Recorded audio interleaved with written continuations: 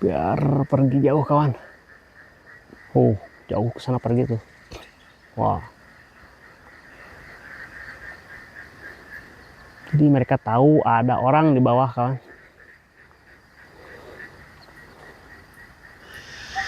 Suara hewan di hutan udah beberapa kali solo camping pun kalau suara hewan seperti ini baru dengar.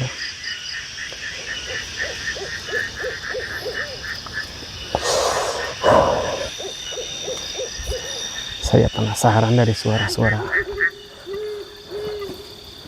yang di belakang tadi kawan, tapi nggak ada apa-apa.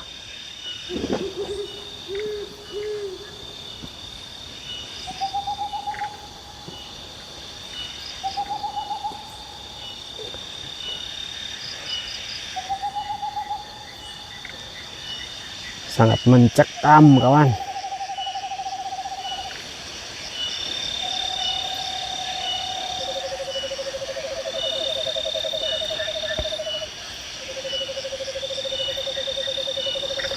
Kita lanjut tidur aja kawan dah, karena sudah malam. Ini sudah jam 9 kawan.